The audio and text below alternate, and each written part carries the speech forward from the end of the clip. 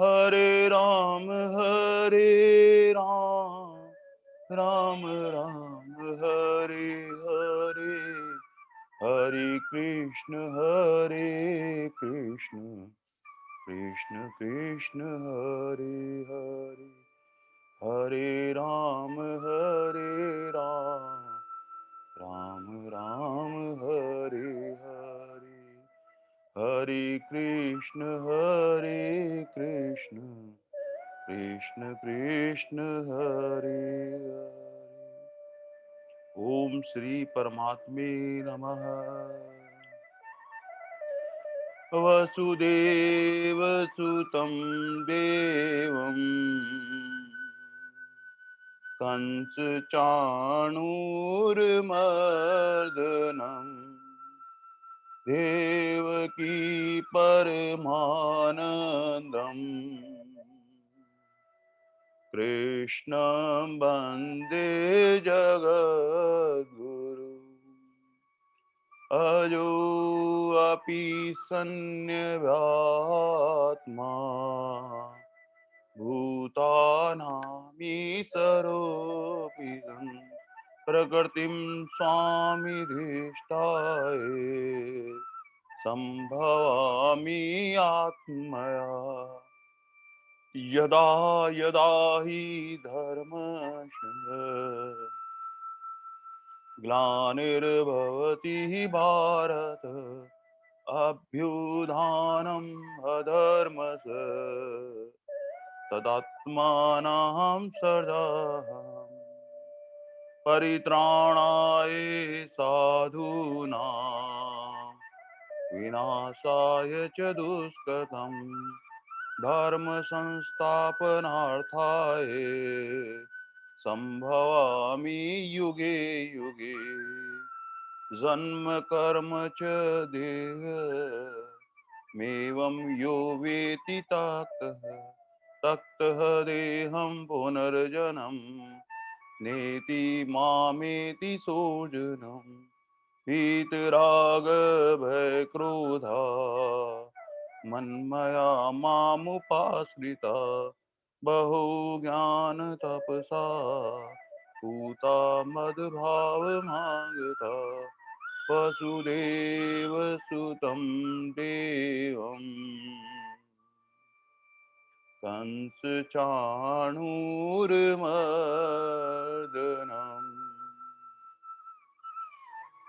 देवकी परमानन्दम्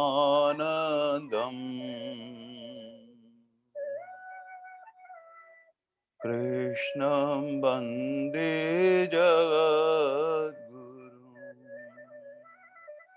श्रीकृष्णं वन्दे जगद्गुरुम्। हे नाथ, हे मेरे नाथ, मैं आपको भूलूं नहीं।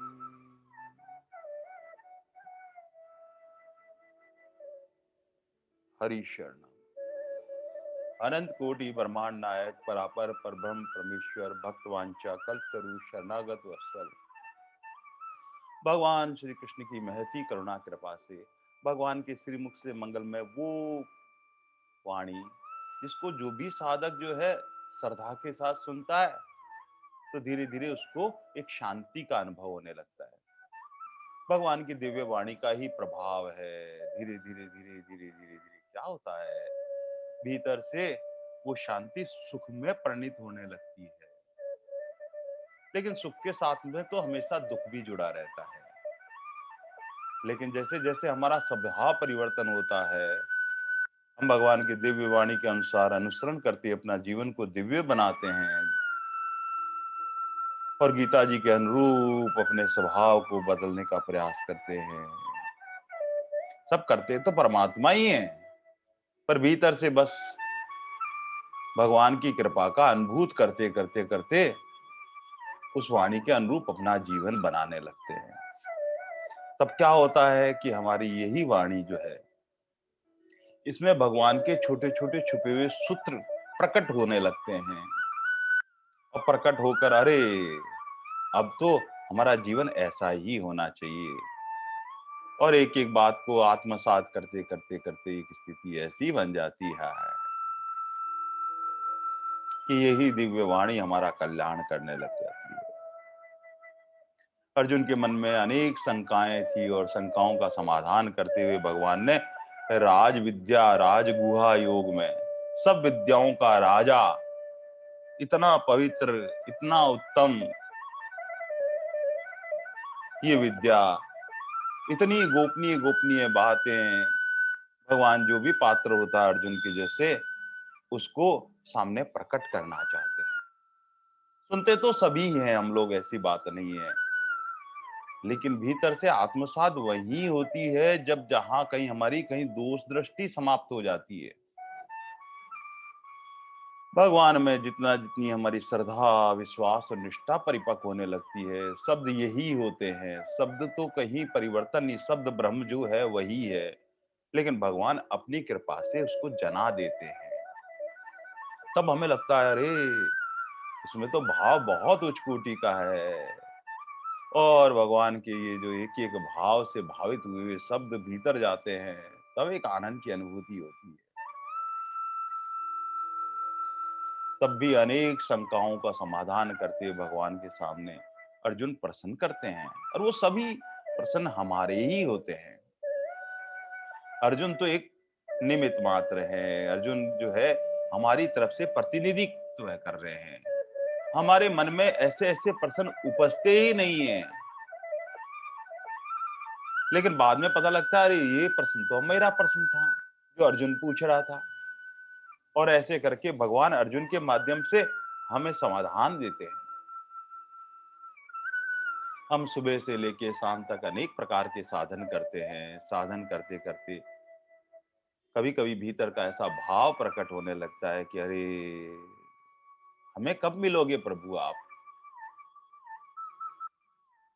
यद्यपि आपकी कृपा बहुत है, पल-पल में उसका अनुभव भी होता है मेरे जीवन में। लेकिन फिर भी एक भीतर लालसा, पिपासा बनी रहती है, एक प्यास बनी रहती है। ऐसी एक प्यास बनी रहती है जिस प्रकार एक हलवाई की दुकान पर एक जलेबी चाशनी में सरोबार होती रहती है, ऐसे ही मैं आपके प्रेमानंद में सरोबार होता रहूं। वो रस रूप परमात्मा एक रूप हो जाए, ऐसे आनंद में विभोर, जैसे एक अनल पक्षी आकाश में उड़ता रहता है, उसकी एक मौज है, एक उसकी मस्ती है। जैसे मछली समुद्र में गोते लगाती रहती है, इसलिए ऐसे ही भाव समुद्र में प्रभु आपके मैं गोते लगाता हूं। सुबह से शाम तक ऐसे आनंद से विभोर होके प्रभु आपके चरणों का वह आनंद हमें कब मिलेगा प्रभु? कौन से साधन से मिलेगा? कौन सी वस्तु से मिलेगा? बस इस प्रकार की अनेक शंकाओं का समाधान करते भगवान ने कहा पत्रम पुष्पम फलम तोयम। कोई भगवान को प्रेम से पत्र चढ़ा देता है, पुष्प अर्पित कर देता है, कोई फल लाकर भगवान के निमित्त भाव से भावित कर देता है, कोई जल चढ़ा देता है। अब भगवान कहते हैं बस मैं उसका भाव देखता हूं और उसको मैं खा लेता हूं। आहा! इस प्रकार भगवान ने इस 9वें अध्याय में 26वें श्लोक में इतनी सूक्ष्म बातें अर्जुन के समक्ष या अर्जुन की पात्रता रखने वाले हम सब साधकों के भीतर वो भाव से भर दी भगवान ने। अब तो ऐसी एक रहती है कि भगवान का मन से और प्यार और बुद्धि से विचार होता रहे और भगवान के भावना से भावित होते हुए हर चीज अर्पण कर दे। लेकिन एक और सूक्ष्म बात है जो स्वामी जी महाराज कहते हैं इस 27वें श्लोक में भगवान यही कहते हैं अर्जुन, जो तू कर्म करता है, जो कुछ खाता है, जो हवन करता है, जो दान देता है, जो तप करता है, वह सब मेरे अर्पण कर दे। आहा!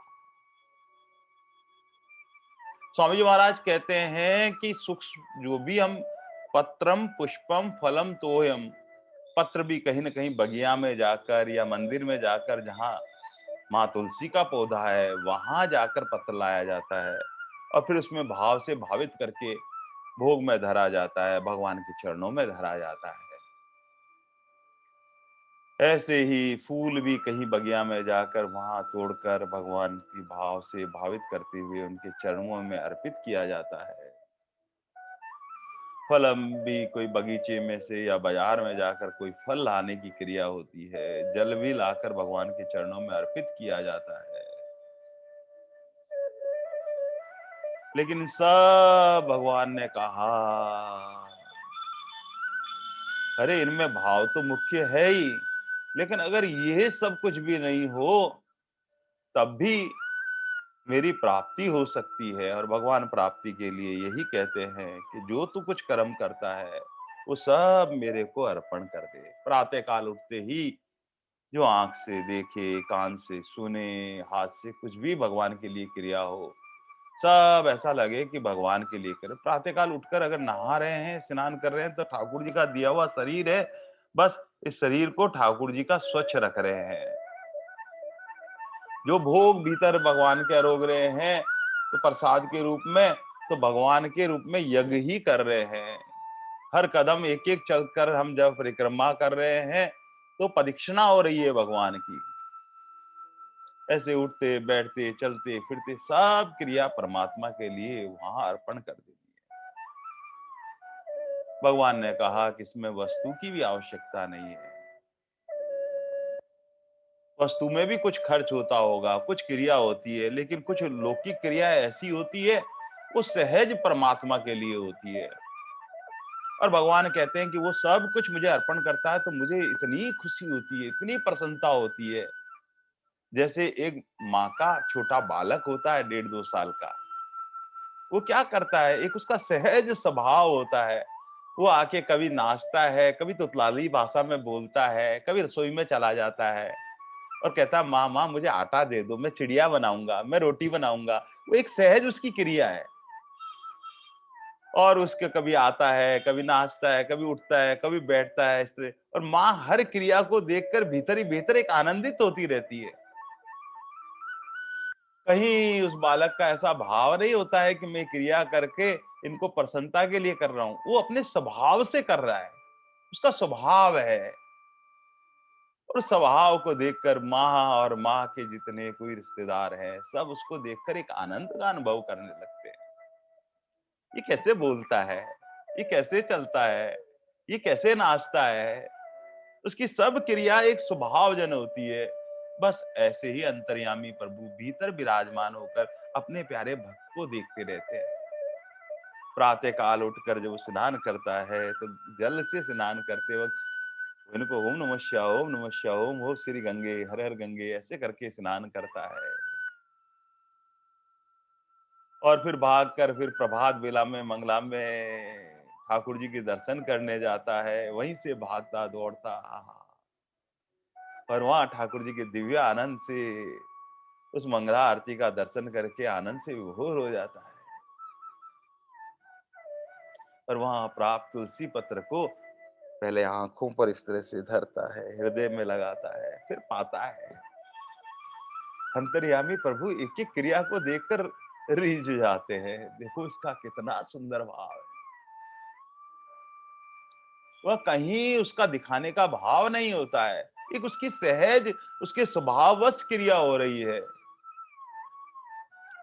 फिर आकर अपना नाम संकीर्तन करने लग जाता है, प्यारे भक्तों का दर्शन करता है, भक्त शतावली पढ़ता है। जो स्वाध्याय यज्ञ होता है भगवान के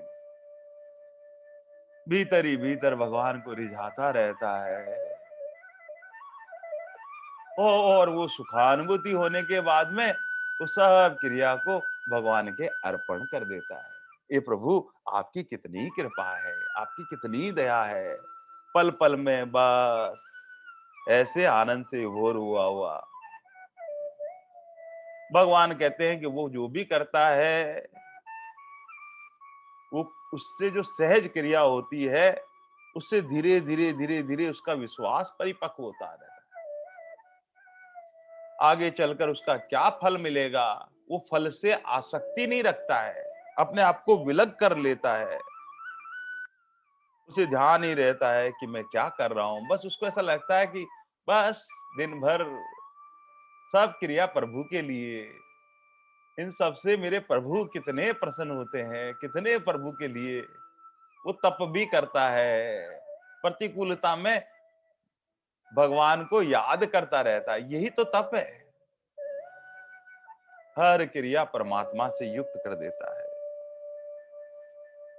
और भगवान अगर भीतर अगर इन सब क्रिया में कहीं अगर सूक्ष्म अहंकार रह गया होता है, तो भगवान कितने कृपालु है, कितने दयालु हैं, उसके पूर्ण समर्पण में कितना सहयोग करते हैं, हम जान नहीं पाते हैं। कई बार हमें भूलवश हमें भीतर से किसी भी क्रिया में प्रातः काल से थोड़ा बहुत भी कहीं अहंकार होते हैं, तो भगवान कृपा करके इस अहंकार को दूर करते हैं हमारे भीतर से। राजा बलि के साथ में क्या हुआ?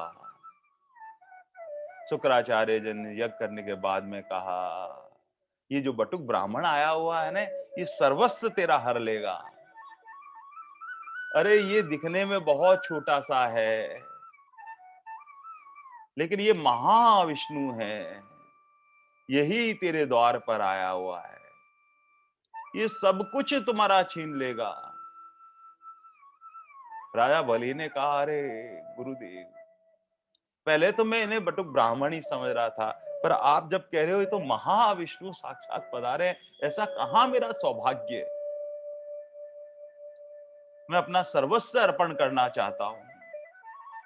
और गुरुदेव, मैं एक बात आपसे पूछता हूं, ये जो दान दिया जाता है, देने वाला बड़ा होता है या लेने वाला छोट बड़ा होता है? तब गुरुदेव ने कहा कि दान तो देने वाला ही बड़ा होता है, लेने वाला तो छोटा होता है। बस भीतर से एक छोटा सा ऐसा अहंकार हो गया कि मेरे द्वार पर आए हुए अगर ब्राह्मण देवता हैं, भूमि के देवता हैं, और साक्षात अगर महाविष्णु पधारे हैं, तो मैं इनको दान दे रहा हूं। बस ऐसे थोड़ा सा भीतर से अहंकार आ गया। और भगवान कितने कृपालु है, इतने सूक्ष्म अहंकार को दूर करने के लिए राजा बलि से कहते हैं, मुझे दान दो ना, कुछ ना कुछ संकल्प लो। भागवत जी में आपने सबने सब कथाएं सुन रखी है। मूल बात है कि भगवान कैसे अहंकार को दूर करते हैं। और संकल्प में 3 पग धरती का संकल्प कहा कि मुझे तो इतना ही आवश्यकता है, और कहाँ आवश्यकता है। शुक्राचार्य जी महाराज फिर कहते हैं, अरे ये महाविष्णु अपने विराट स्वरूप को जब प्रकट करेंगे, तो सर्वस्व तुम्हारा सब कुछ है, 3 पग में नाप देंगे। लेकिन राजा बलि ने कहा, ऐसा मौका फिर बार बार आने वाला नहीं है, और भीतर से ही मैं दान देना चाहता हूं, ऐसा संकल्प करके भगवान से कहा कि मैं 3 पग आपको धरती देता हूं। भगवान ने क्या कहा कि एक पग में यहाँ के जितने भी सारे लोग हैं, सब नाप दिए, और दूसरा पग में सारे ब्रह्मांड तक के सारे लोगों को नाप दिया।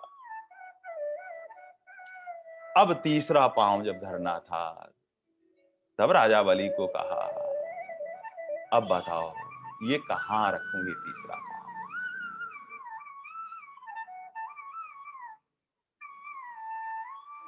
और वो जैसे विचार करने लगा, संकट में रहा, भगवान उसके अहंकार को दूर करना चाहते थे।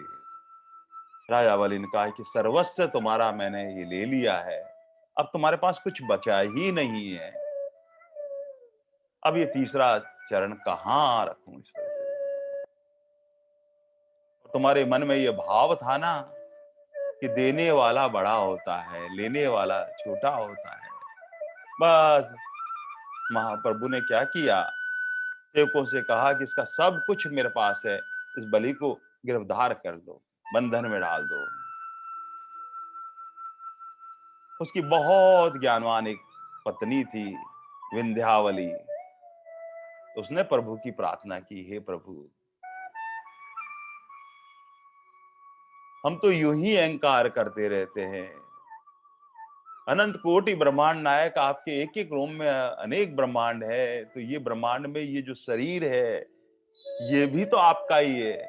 हमने कहीं न कहीं कामना, आसक्ति और ममता करके ऐसा भाव भीतर आ जाता है कि हम दे रहे हैं। जब सर्वस्व आपका है, तो बस आपकी वस्तु आपको ही अर्पण है। और तुरंत ऐसे कहते हुए बलि से कहा, अरे चरणों को प्रणाम करते हुए, नमस्कार करते हुए, बस यही कह दो कि हे प्रभु, जब सब कुछ आपका है, अब मेरा क्या है? मैं कौन होता हूँ देने वाला? सब कुछ आपकी वस्तु आपको ही अर्पण है। अब कहीं कुछ कृपा करके अगर ये तीसरा पाँव रखना चाहते हो, तो ये आपका दिया हुआ शरीर है। इस शरीर के मस्तक पर आप कृपा करके अपना ये चरण सिर पर रख दें। अपना वृद्ध हस्त्र मेरे मस्तक पर रख दे। और प्रभु से प्रार्थना करते करते करते करते इतने भाव से भावित हो गए और भीतर के अंतर भाव से भगवान स्फुटित होते कहते हैं, हर सिर पर रख दो मेरे ठाकुर अपने दोनों हाथ।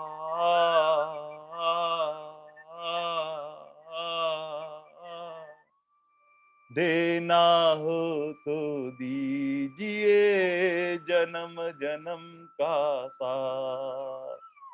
देना हो तो दीजिए जन्म जन्म का साथ। करुणा के तुम सागर हो, करुणा ही तो करते हो। करुणा के तुम सागर हो, करुणा ही तो करते हो। करुणा कर कर के हम जीवों के दुख को हरते हो।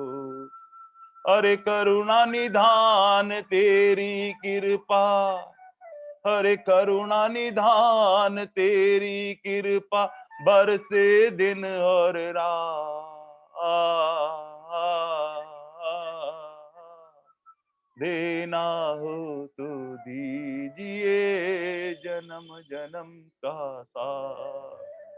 देना हो तो दीजिए जन्म जन्म का साथ। और सिर पर रख दो मेरे ठाकुर अपने दोनों हाथ। देना हो तो दीजिए जन्म जन्म के साथ। दीन बंधु दीनानाथ तुम ही तो कहलाते हो। दीन बंधु दीनानाथ तुम ही तो कहलाते हो। रोते हुए दीनों को तुम ही तो सहलाते हो।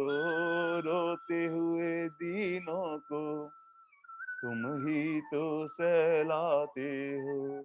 अरे दीन बंधु दीनानाथ, अरे दीन बंधु दीनानाथ, बिगड़ी बना दो बात। देना हो तो दीजिए जन्म जन्म का साथ। देना हो तो दीजिए जन्म जन्म का। अरे सिर पर रख दो मेरे ठाकुर, हर सिर पर रख दो मेरे ठाकुर अपने दोनों हाथ। देना हो तो दीजिए जन्म जन्म का साथ।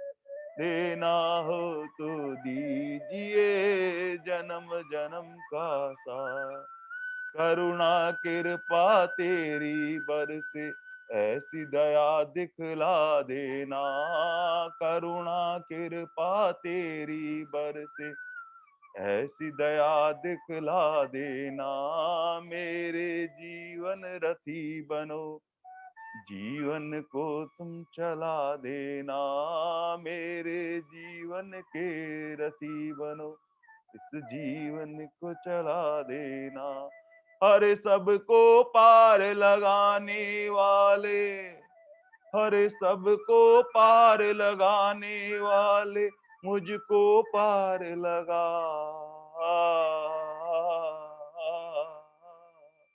देना हो तो दीजिए, जन्म जन्म का साथ देना हो तो दीजिए, जन्म जन्म का साथ। इस प्रकार राजा बलि ने क्या किया, भगवान के चरणों में अपना मस्तक धर दिया। और जिस प्रकार गोपियां भगवान से प्रार्थना करती थी कि हे अपना वरद हस्त है जो हमारे सिर पर धर दो। कि सिर पर रखने का क्या भाव है, परम श्रद्धेय डोगरे जी महाराज कहते हैं कि जब भी कोई कृपा करके, करुणा करके सिर पर हाथ रखता है, तो हमारे मस्तिष्क में जो काम है वो सोया हुआ होता है। वो हमें सारे जीवन जो है परमात्मा से विलग करता रहता है। अनेक प्रकार की कामनाएं होती है, वो कामना मिटती नहीं है। लेकिन कोई सदगुरु संत महात्मा आपके सिर पर जब हाथ धरता है, कृपावश, और कृपावश जब हाथ धरते ही भीतर से मन, बुद्धि, चित्त सब परिवर्तन होते होते होते होते होते शुद्ध होते होते होते अहंकार से रहित कर देते हैं, अंतःकरण स्वच्छ और पवित्र कर देते हैं। और हम लोग क्या करते हैं, कहीं से कुछ सुन लेते हैं और फिर जाके महाराज जी से यही प्रार्थना करते हैं, महाराज जी सिर पे हाथ रख दो ना, सिर पे हाथ रख दो ना। परम दयालु संत महात्मा क्या कहते हैं, अरे वो तो गैब का हाथ धरा जाता है, भीतर से भगवान ही कृपा करके उसकी क्रिया देख के, उसका भाव देखकर भीतर से उसकी कृपा करते हैं। ऐसे परम दयालु जो भगवान से एक में एक हुए संत महात्मा क्या करते हैं, जीव जब चलकर आता है उसका भाव देखते हैं, वो विराजे विराजे ऐसे हाथ रखते, सब पर हाथ रखते रखते, वो ऐसा लगता नहीं है कि सिर पर है, लेकिन वो मन से सिर पर हाथ रखा हुआ होता है। वो दृष्टि से कृपा करते हैं, वो चिंतन से कृपा करते हैं, और स्पर्श करके तो साक्षात कभी कभी ऐसे भाव से विभोर होकर हाथ धर देते हैं। आहा,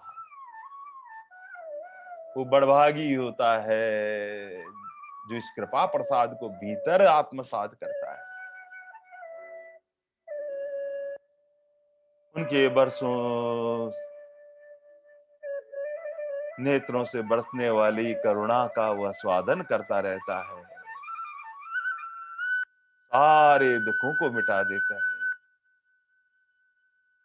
ऐसे कृपालु है हमारे सदगुरु, हमारे परमात्मा। लेकिन मूल बात है कि इसमें हमारा पूर्ण समर्पण होना चाहिए, अर्पण होना चाहिए। दिन भर की सारी क्रियाएं प्रभु से ओतप्रोत होनी चाहिए। सुबह उठे तो परमात्मा का चिंतन है, फिर नहाए तो परमात्मा का चिंतन है, पूजा करें तो भगवान से मन से प्यार और बुद्धि से विचार है, भोग प्रसादी बना रहे हैं बाल भोग में तो भगवान का चिंतन चल रहा है, झाड़ू लगा रहे हैं तो भगवान के घर का जो है, ये प्रभु का ही ठाकुर जी का मंदिर है, इसकी हम सफाई कर रहे हैं। एक एक क्रिया जो है वो परमात्मा से ओतप्रोत होती हुई दिखे। फिर भक्त की हर क्रिया पर जिस प्रकार माँ राजी होती है, ऐसे मेरे प्रभु राजी होते रहते हैं। ये अर्पण में धीरे धीरे वस्तु अर्पण करते करते करते करते सारी क्रियाएं अर्पण होती है, और फिर पता लगता है कि एक दिन स्वयं का समर्पण हो जाता है प्रभु से, बस सब प्रभु के लिए हो जाता है। भगवान ने यूं कहते कहते 27वें श्लोक के बाद में 28वें श्लोक में फिर भगवान, 9वें अध्याय के भगवान कहते हैं, शुभा शुभ फले एवं मोक्ष से कर्म बंधने संन्यास योग युक्त आत्मा विमुक्तो मम पेप्सी। आहा, माम पेप्सी। भगवान कहते हैं इस प्रकार समस्त कर्म मुझ भगवान के अर्पण होते हैं। ऐसे ही संन्यास योग से युक्त चित्त वाला तू शुभ फल कर्म बंधन से मुक्त हो जाएगा और मुक्त होकर मुझे ही प्राप्त होगा।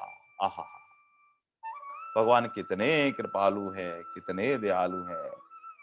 भगवान कहते हैं कि जो भी क्रिया कर रहे हैं वो अनन्य भाव से, शरणापन भाव से भगवान ने जिसके समर्पित कर लिया है, सुदृढ़ निश्चय कर लिया है कि अब सारी क्रिया भगवान के निमित्त ही करूंगा, वो सन्नास योग युक्तान हो गया है। इससे क्या होता है कि किसी भी क्रिया से फिर हमारी कहीं कोई आसक्ति नहीं रहती है, क्योंकि शुभ अशुभ जो भी हो रहा है सब भगवान के निमित्त से हो रहा है। तो जब भगवान के निमित्त से होगा तो अशुभ तो होगा ही नहीं, क्योंकि परमात्मा को वही अर्पण होता है जो भोग्य होता है। तो भक्त का इतना प्यारा भाव होता है, अब रही शुभ कर्मों का फल। अगर कहीं न कहीं उसमें कामना हो गई, आसक्ति हो गई, फल की इच्छा हो गई, तो वो अनुकूल परिस्थिति आती है और अनुकूल परिस्थिति आने से हमें सुखानुभूति होती है। और सुखानुभूति होने बाद स्वामी जी महाराज कहते हैं कि हर परिस्थिति में जो सुख का अनुभव करता है, तो उसके साथ में दुःख चिपका हुआ है। लेकिन परमात्मा को अर्पण किया होगा, तो क्या होगा? वो सुख की परिस्थिति में फिर दुःख साथ में चिपका नहीं होगा, क्योंकि वो अर्पण हो चुका है परमात्मा के। और फिर जो परिस्थिति बनेगी, अगर हमारे मन के अनुकूल बन रही है तो भगवान की दया का अनुभव करेगा, और हमारे मन के प्रतिकूल बन रही है तो भगवान की कृपा को मानेगा। मेरे अनेक जन्म जन्मांतर के पाप प्रभु काट रहे हैं। बस इस प्रकार से अपने आप को शुभ अशुभ दोनों फलों से विलग कर लेता है। विलग कैसे होता है कि जैसे क्रिया करने के बाद में फिर उसकी फल में कोई आसक्ति नहीं रहती है। फल जैसा दिखता तो है, लेकिन दिखने के बाद में फल प्राप्ति नहीं होती है। जिस प्रकार एक रस्सी हमने देखते हैं, रस्सी में क्या होता है? रस्सी में से बल लगे हुए होते हैं, लेकिन वो रस्सी जब जल जाती है, जलने के बाद में रस्सी की आकृति तो दिखाई देती है, लेकिन उस रस्सी से कुछ बांधना चाहें तो बंधता नहीं है। इस प्रकार हमारे को कर्म बांध नहीं सकते। कर्म तो होते हुए दिखाई देंगे, लेकिन भगवान के अर्पण होने से उस रस्सी जली हुई रस्सी है, अब उसमें बांधने की शक्ति नहीं रहती है। बस इस प्रकार से भगवान को अर्पण किए हुए जो भी कर्म होंगे, वो हमें कर्म बंधन में नहीं बांधेंगे। और कर्म बंधन में बांधने का मतलब है बार बार जन्मना और बार बार मरना। फिर यहाँ आकर पशु बन जाते हैं, पक्षी बन जाते हैं, अनेक योनि बनती हैं। फिर यहाँ ही वही कष्ट, वही संसार, वही शरीर, वही कहीं न कहीं आसक्ति, वही काम, क्रोध, लोभ, मोह, मत्सर, ये सब बंधन ही तो है हमारे। लेकिन भगवान का प्यारा जो साधक होता है, वो सारे कर्म भगवान को अर्पण करता रहता है। और अर्पण करने से जिस प्रकार बीज जो है एक बार भुन जाता है, फिर उसमें उगने की शक्ति नहीं रहती है।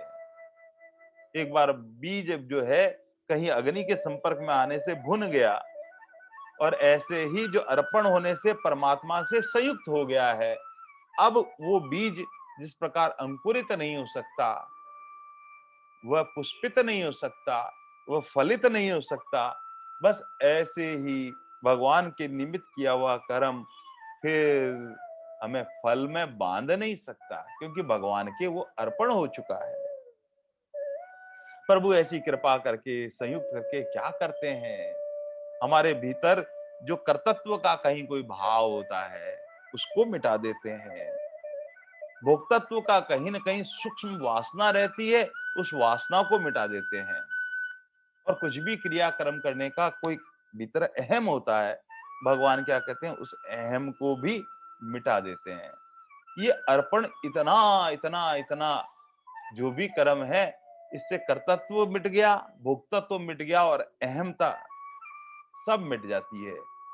बस इसी कारण, क्योंकि परमात्मा से जुड़े होने से हर कर्म की यही अवस्था होती है।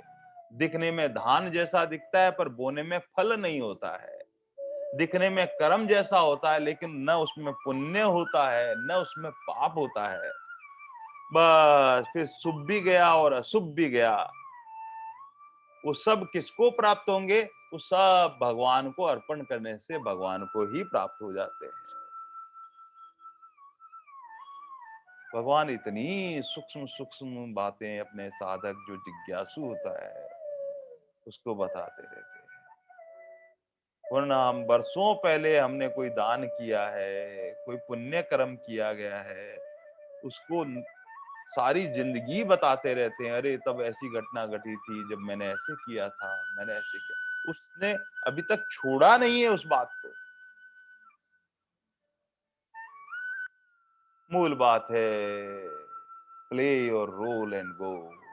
आप अपना यहाँ पर भगवान ने जिस निमित्त से यहाँ भेजा हुआ है, उनके हाथों का खिलौना बनकर वो क्रिया करो और क्रिया में से अपनी आसक्ति को निकाल लो, उसमें से कामना को निकाल लो, उसमें से ममता को निकाल लो।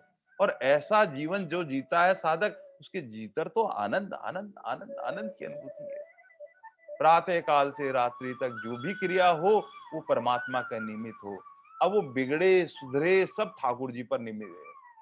बिगड़ जाए तो भी ठाकुर जी की ऐसी इच्छा है, वो हमारी परीक्षा लेने के लिए उसको बिगाड़ कर देखना चाहते हैं कि समता है या नहीं है।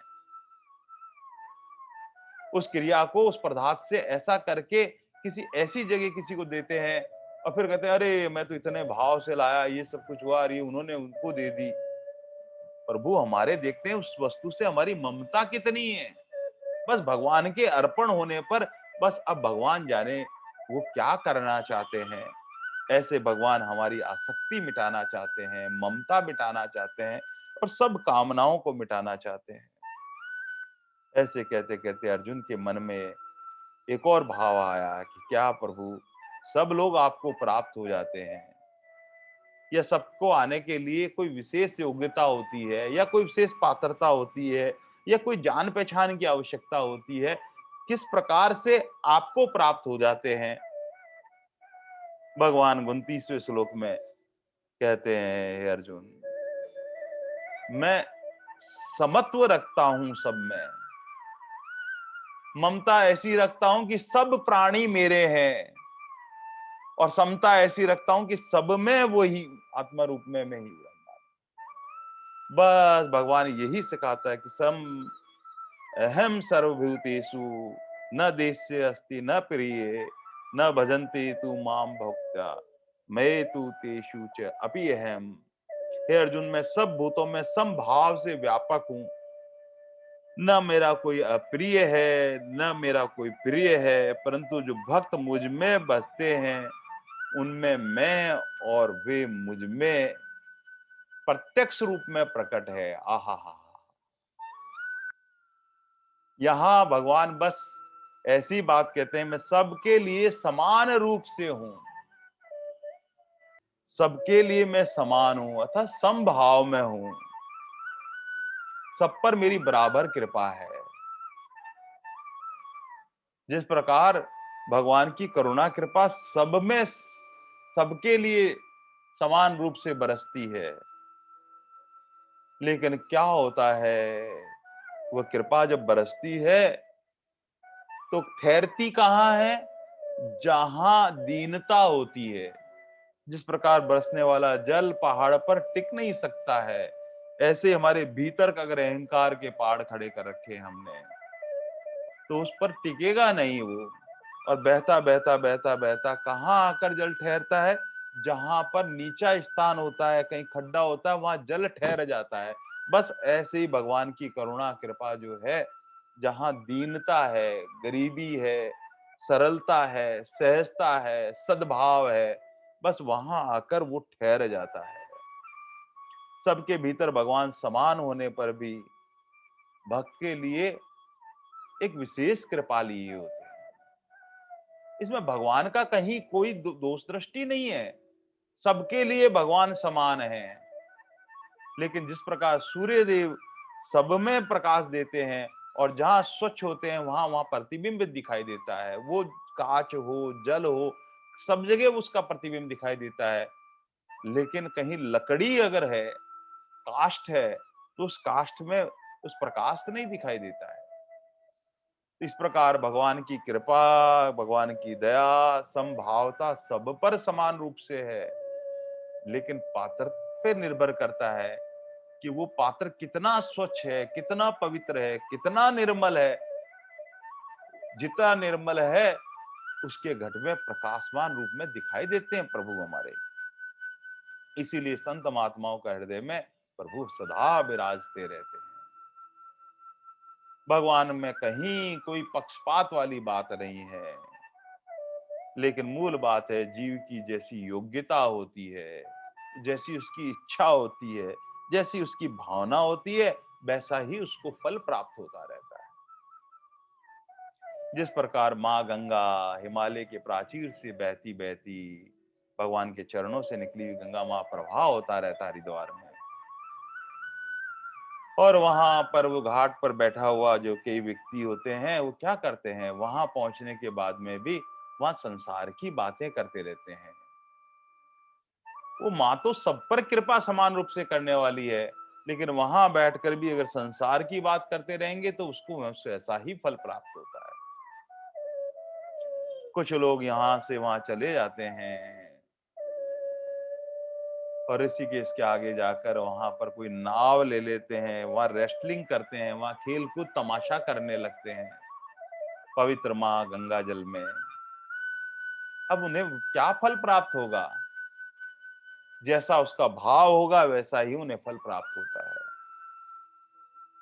लेकिन एक जो प्यारा भगवान का भक्त है, वो जो यहाँ से चलकर जाता है, वो माँ गंगा का भाव ले हुए जा रहा है और वहां हरिद्वार में जाता है, और जैसे ही वहां दर्शन होते हैं, साक्षात दंडवत प्रणाम करता है, माँ को छूकर आंखों से स्पर्श करता है, सब करता है, और वहां पर प्रभु का भाव करते रहे, मेरे प्रभु के चरणों से निकली हुई माँ गंगा हम सबको पवित्र करने लगी।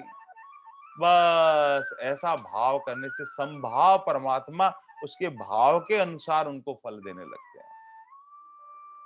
जिस प्रकार गंगा जी में जो श्रद्धा रखता है, जो सेवा का भाव रखता है, जो गंगा माँ को भगवान का जल समझकर आंखों का स्पर्श करते हुए ग्रहण करता है और फिर क्षमा मांगते हुए उसमें स्नान करता है, फिर प्रणाम करता है, वहां बैठकर जप और कीर्तन करता है, उस पर भगवान के श्रद्धा के अनुसार फल प्राप्त होता है। यद्यपि समभाव है,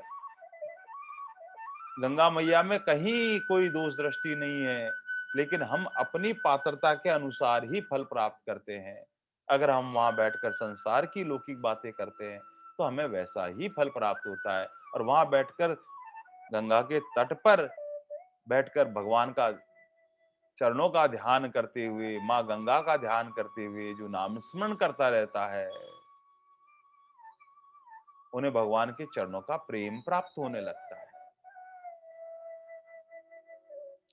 क्योंकि उस सूक्ष्म रूप से परमात्मा सर्वत्र व्यापक होता हुआ भी अग्नि के साधन से, जिस प्रकार से साधन करने से अग्नि प्रकट हो जाती है, प्रत्यक्ष हो जाती है, काष्ठ के अंदर हम देखते हैं या पत्थर में देखते हैं, सर में कण कण जन जन में वही व्याप्त है, लेकिन जब घर्षण किया जाता है पत्थर को तो उसमें से अग्नि प्रकट हो जाती है। बस ऐसे ही कोई प्यारा भगवान का भक्त क्या करता है, भक्ति का जब साधन करने लगता है तो वो अंतःकरण में से प्रत्यक्ष प्रकट होने लगते हैं परमात्मा। वो भगवान की यही तो कृपा होती है जिससे वो प्रकट हो जाते हैं। मूल बात है कि हमारा साधन भगवान के भावों से जुड़ा हुआ होना चाहिए। महाभारत की कथा में हम पढ़ते हैं कि गुरु द्रोण ने क्या किया, सभी को समान रूप से शिक्षा दी है। वहां सारे पांडव और कौरव सब जगह गुरु द्रोण के आश्रम में शिक्षा प्राप्त करने जाते थे। एक दिन गुरु द्रोण ने क्या कहा कि मैं अपनी जितनी क्षमता है, जितनी योग्यता है, जितनी मेरे में पात्रता है, जितना मेरा सिद्धांत है, मैं सब कुछ देना चाहता हूं। मैं आप सबको सर्वश्रेष्ठ बनाना चाहता हूं, लेकिन गुरु दीक्षिणा पर जो मैं मांगूंगा वो मुझे देना पड़ेगा, और जो इस बात को स्वीकार करता है वो आगे आ जाए। वहां पर सब पांडव और कौरव सब खड़े थे। उन सभी शिष्यों में से सब एक दूसरे का मुंह देख रहे थे, पता नहीं ये गुरुदेव क्या गुरु दक्षिणा मांगने वाले हैं। लेकिन अर्जुन ने बिना कोई विचार किए हुए कदम आगे बढ़कर दंडवत प्रणाम करते हुए कहा, गुरुदेव आप जो मांगेंगे मैं सहर्ष आपको देने के लिए तत्पर हूं। बस गुरुद्रोण को श्रद्धा से जीत लिया अर्जुन ने। बस यही श्रद्धा आगे चलकर हमारे विश्वास में परिणित हो जाती है और वह निष्ठा में परिणित हो जाती है। हमारा पात्र तैयार हो जाता है तो गुरु की कृपा तो समान रूप से है, लेकिन हमारी श्रद्धा पर निर्भर करता है कि वैसा ही हमें फल प्राप्त होता है। जिस प्रकार लौकिक में भी हम देखते हैं, कहीं स्कूल में, कहीं विद्यालय में जो गुरु का जो पढ़ाने का तरीका होता है सबको समान रूप से होता है, लेकिन उसमें से कोई एकाधी जो होता है वो गोल्ड मेडल को प्राप्त करता है। कारण है कि मूल बात है कि उसने गुरु की बात को कितना आत्मसात किया, कितनी श्रद्धा से अपने पात्र में उसको ढोला। हमारी श्रद्धा पर निर्भर करता है। ये श्रद्धा क्या करती है? ये परमात्मा समभाव होते हुए भी, पक्षपात रहित होते हुए भी भगवान को अपनी ओर आकृष्ट कर लेती है। इसलिए भगवान कहते हैं, अरे अर्जुन, भक्त में मैं होता हूं और मुझ में भक्त होता है, एक रूप होते हैं। भक्त के अंतःकरण में जो भक्ति होती है वह सम भगवान को भी विषम बनाने के लिए बाध्य कर देती है। सम भाव में भी कहीं भगवान एक तरफ झुके हुए नजर आते हैं, यद्यपि उनकी कृपा समदृष्टि है सब में, लेकिन पात्रता पर निर्भर करता है। जो प्यारा भक्त होता है वो सम परमात्मा को भी विषम बना देता है, अपनी ओर आकृष्ट कर लेता है। ऐसे ही सदगुरु परमात्मा के अनेक शिष्य होते हैं और उस एक शिष्य में एक शिष्य की ऐसी क्रिया होती है, बस गुरु महाराज के चिंतन में आते रहते हैं, बस उसकी बात करते रहते हैं, बस उसका स्मरण होता रहता है। उसका कल्याण तो निश्चित रूप से है।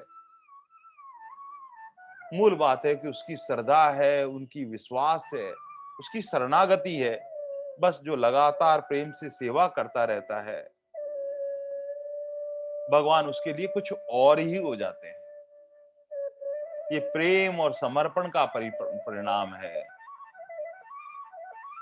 इसलिए सेवा और प्रेम की एक अलौकिक बात होती है जो परमात्मा को हमको हमारी और दृष्टि कृपा की करने लग जाते हैं। यही हुआ जब युद्ध प्रारंभ होने लगा, तब युधिष्ठिर की आज्ञा के लेके, अरे युद्ध प्रारंभ होने वाला है। अर्जुन ने कहा हमें कृष्ण के पास चलना चाहिए, मैं जाता हूं। बड़े भाई की आज्ञा लेकर जब अर्जुन वहां जाने लगा तो वहां दुर्योधन पहले से ही पहुंच गया था। ये हम कथा कई बार सुन चुके हैं। दुर्योधन जाकर वहां पर भगवान भी लीला करते रहते हैं, भगवान जैसे सोने की लीला कर रहे थे। दुर्योधन जाकर देखा श्री कृष्ण सो रहे हैं, वो पीछे जाकर बैठ गया। अहंकार होता है वो सर पर ही जाके पीछे बैठता है, लेकिन अर्जुन आया पीछे और बाद में आकर चरणों में बैठ गया और प्रभु से बैठ गया। और जैसे ही प्रभु की दृष्टि पड़ी, आहा, अरे अर्जुन तुम कब आए? इतने में अहंकार पीछे से बोलता है कि पहले मैं आया हूं कृष्ण। अच्छा तुम भी आए हो? और भगवान ने पीछे मुड़कर देखा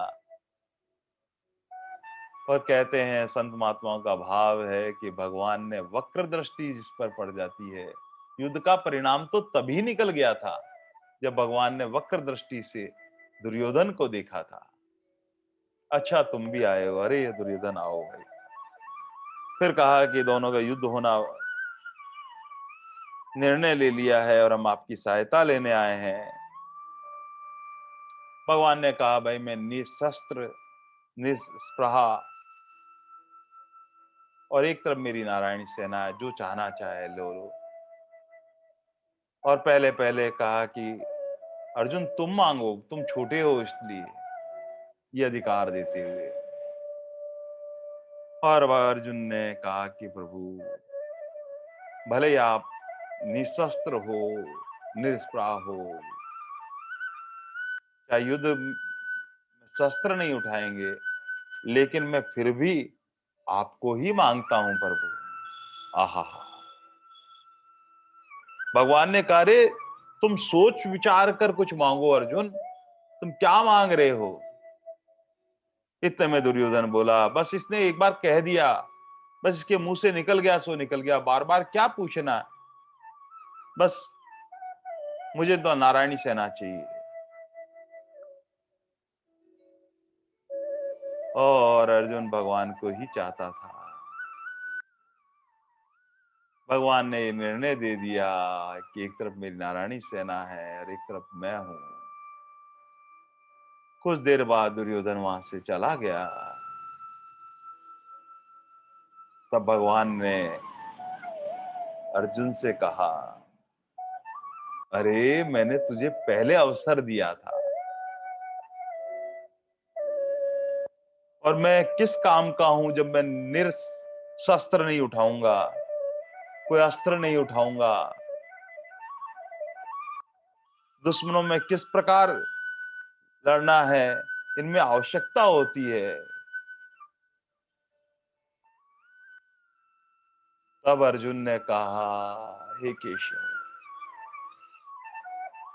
मैं आपके बिना नहीं रह सकता। कृष्ण आप मेरे हो और मैं आपका हूं।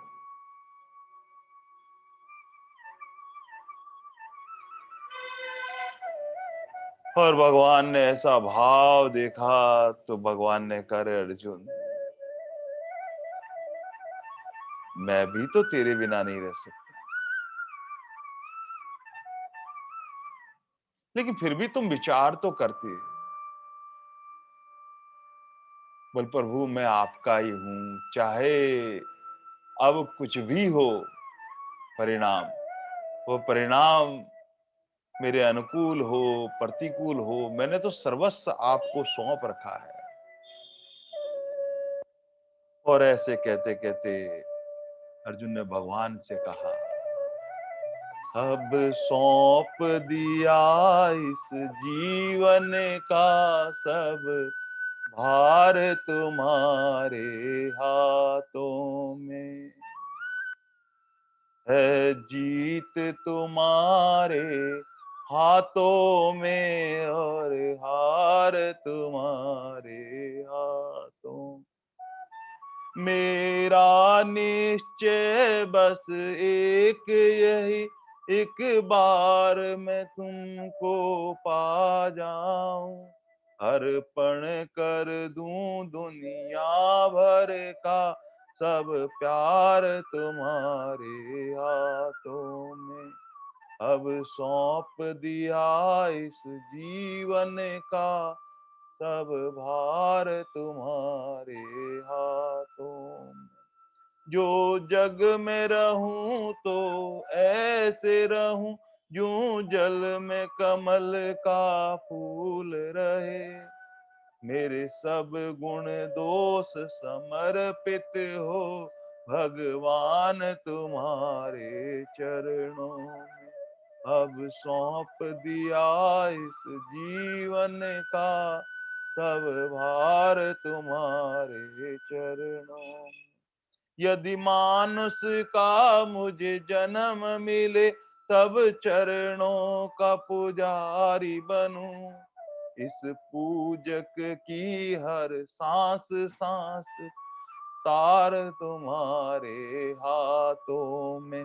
अब सौंप दिया इस जीवन का सब भार तुम्हारे हाथों में।